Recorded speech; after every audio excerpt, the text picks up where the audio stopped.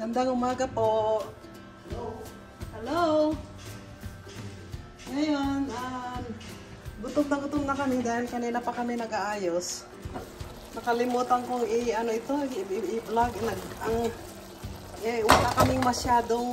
pa kaming masyadong ulam sa refrigerator. Ito ay salmon. Ang ginawa ko, pinaksiw ko. So, imbes na paksiw na bangus, paksiw na salmon ngayon ito. So, I'm sure it's good. Tapos, ito naman yung aking spam. So, hindi pa kami kumain ng breakfast. So, ito, gutom na si Sir. Time is 9:25 na. So, gutom na rin ako. So, ito, nagluluto ako ng paksiw na salmon. Ayan, tapos na siya. So, ito yung aking paksiw na salmon. Matitikman namin kung paano, I'm sure masarap. Ang spam usually, ang pagluluto ko, hindi ko nilalagay ng mantika, basta ganyan lang, nilalagay ko lang sa pan. Sometimes, in-spray ko siya ng canola spray, pero pwede rin hindi. Ang aming kanin, gutom na ako. Okay, so ito. Malapit na matapos na. Wala yung ingredients ko sa... Pakita mo. Hindi ko nakalimutan kung ang Ito ang aking darling. Naghihintay. Ito, ang ingredients ng aking paksiw na salmon ay the same with paksiw na bangus. So, yung luya, sibuyas, bawang, paminta, suka, saka bay leaves. So, ayan o. Kumain ka na, sir. Dali. Ito. Kalamansi. Meron ka bang kalamansi? Saan? Hindi, wala akong kalamansi. Ano kami? Breakfast namin ito actually. This is our breakfast. Ano? Paksiw na salmon at saka spam. Spam. Yeah. Kaso nga. Wala kami itlog. Kasarap nito. Ang aming ngayon. Tulog ka ng langit. Paksiw na salmon. Akala mo, kung wala ka Marap, parang yung paksiw na bangus. Hindi ako kumakain ng paksiw yan. Yeah, masarap. Masarap ang salmon eh. Ang sarap niya raw talaga. Masarap.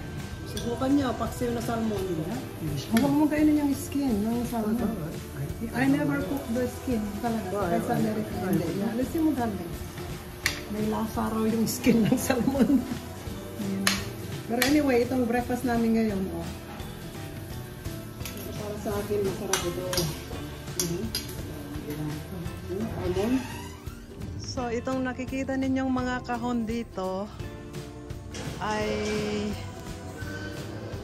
dahil nung the last time na nagpunta kami rito, nagpadala kami ng mga maraming kahon ng mga gamit sa bahay. So, ayan. Ngayon, nag-aayos kami. Ito ang aming bahay dito sa probinsya.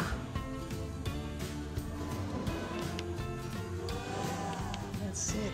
Ngayon naman, puntahan natin yung taga San Diego na kaibigan namin. Nandito siya sa likod. Nag-aano pa sila. Baka mahulog pa ako rito. Oh my God. So, anong nangyayari? Bahay nila, ang ganda, oh. Hindi magandang mahulog dito.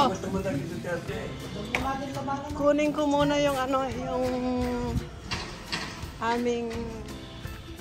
yung aking paksiw na salmon. Gusto raw nila. Ito, ibibigay ko itong aming salmon na sa kanina. Inimbita namin sila pero dalhin ko na lang doon. Salmon na paksiw.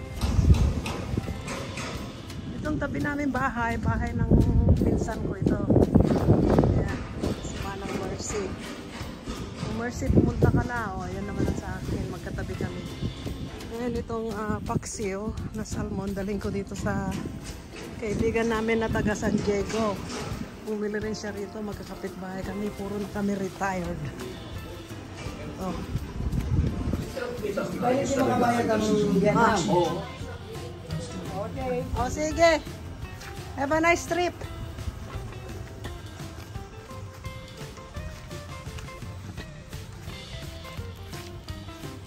Ito. Ayun pala.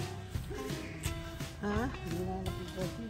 Ito yata ako. Pinutulak. Sino? Ito. Ang mga mess sa harapan na. Ngayon.